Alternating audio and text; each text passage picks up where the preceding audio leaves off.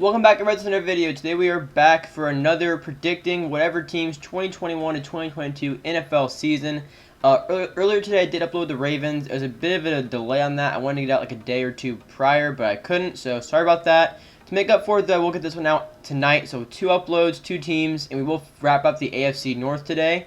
So we are finishing off with the Pittsburgh Steelers. They were 12-4, and we'll get into all that, the stats for each player, team stats, we'll predict stats, and then we will predict the overall record and kind of season we think the Steelers are going to have. So if you guys are new around here, be sure to leave a like and subscribe button. I will be going over every single team.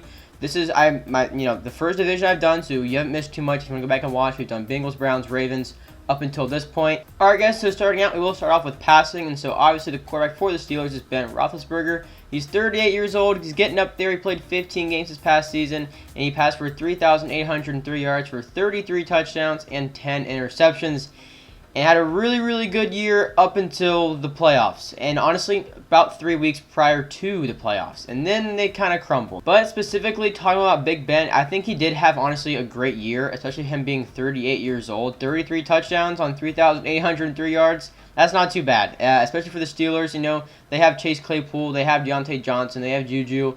So I think Ben did a really good job of spreading the ball around and just kind of giving them the best possible ways to win. Like I said, though, up until the last few weeks when that started to crumble. So as far as Ben goes, I think he had a great year. Not sure what's next year, though, but we'll talk about that in a little bit. As far as rushing receiving goes, not one player from yards from scrimmage had over 1,000 yards. Deontay Johnson, 938 yards from scrimmage. James Conner, 936.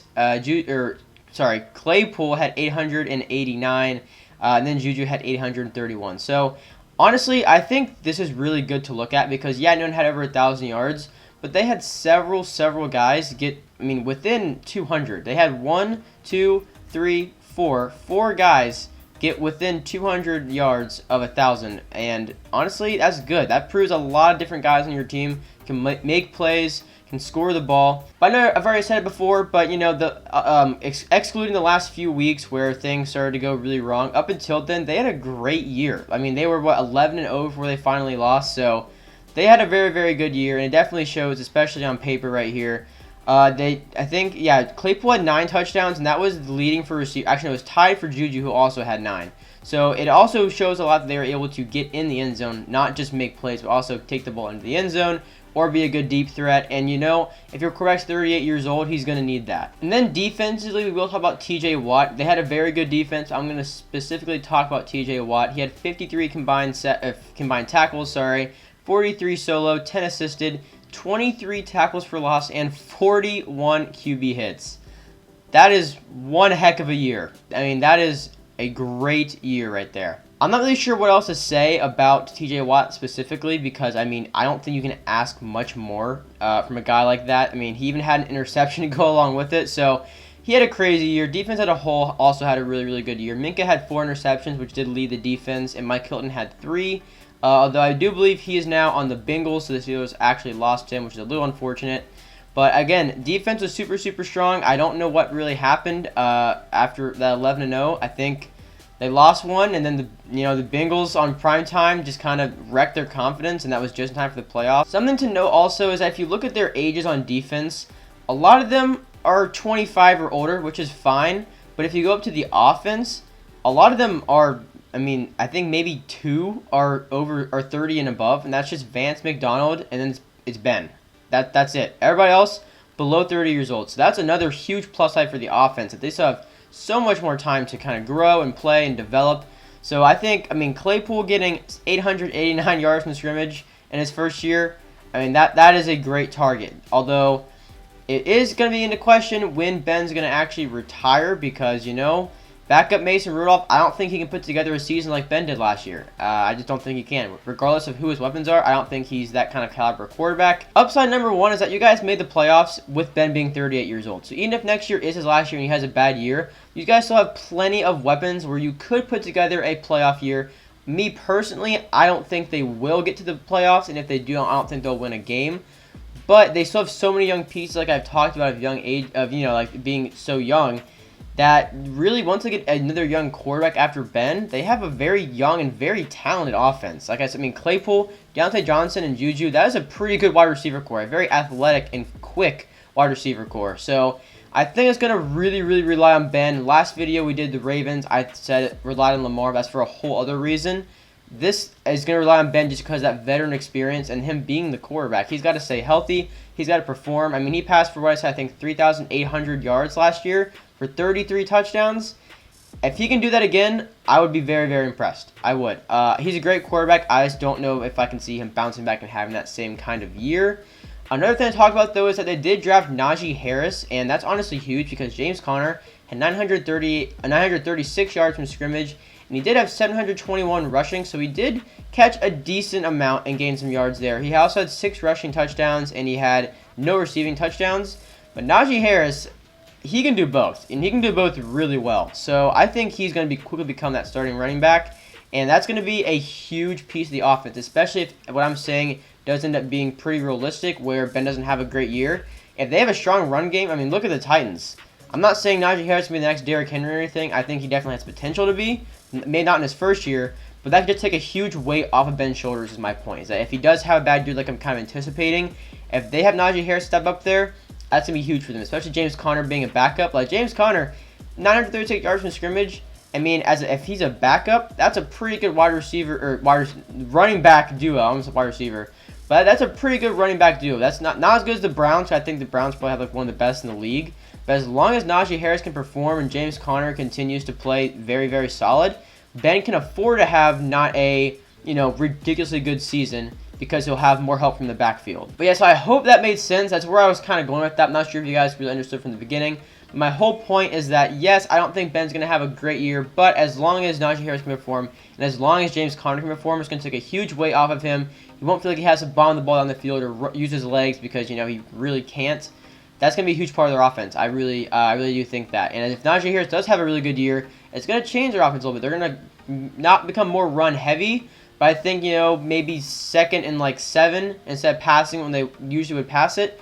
Might dump it off, see if he can get 4 or 5 yards. So I think the Steelers offense, if Najee Harris can perform, is going to be very different than what we just saw from this past year. Now with that said, I did say earlier that I can't really see them cracking 500, and if they do crack 500, just maybe by like a game or two. But if Najee Harris and the backfield can take a weight off of Ben's shoulders and not make him have to pass for 3,800 yards and kill his legs and battle injuries, then that prediction is going to be way off. I think they'll have a really good year. So for me, as far as the offense goes for the Steelers, it's just going to depend on if the backfield can step up and if how much Ben has left in the tank. I think that's really what it comes down to because the wide receivers played great, Ebron played great. I mean, they have a good tight end. So I really think the offense is all there. It's just going to rely on the backfield to step up and just whatever Ben can do. Because, he has nothing else left to prove. He's just still out there playing. So hopefully he can have a good year. I just don't know if he will. Now back to the defense, though. I think it's going to be totally different. I think the defense is going to be the strength of this team next year. Because last year, they showed every team that, they were not the force to be reckoned with. They were for real. Like I said, TJ Watt, 41 QB hits. That's super impressive, but also Stephon Tuitt, 25 QB hits. Cameron Hayward, 19 QB hits. Bud Dupree, 15 QB hits. I think Bud Dupree's gone, but even if he is, that's 41, 19, and 25. That is, your defensive line is getting to their quarterback a lot. That is a lot of pressure. That means a lot of, badly thrown balls. That means a lot of sacks. It means just throwing the ball away or dump offs. Like, that is going to be huge for an offense that maybe has to slow things down and run the ball a bit more than they're used to if your defense is willing to step up and just get stops every time. If they can hold teams, to like 10 or 7 or less and a half, then like I said before, Ben can afford to have bad games, or if he isn't really able to use his legs as much to get out of pressure, because he's not a running quarterback, but especially now he really doesn't want to run. You can tell the way he plays that if the defense can step up like that, it's gonna be huge for this team. So now that we did an overview, I will go ahead and go back through and predict each player's stats that I'm going to predict. That's going to be Big Ben for passing, obviously. Also, if you haven't watched one of these videos before, I always predict, if they stay healthy and play all 16 games. So if someone gets hurt and they miss like 7, then it's not going to be anywhere close. I don't want to hear it. I'm not going to predict injuries because injuries suck and I don't want anybody to get hurt. So what I'm going to predict is if they play the entire year. Big Ben had 3,800 passing yards, 33 touchdowns, and 10 interceptions.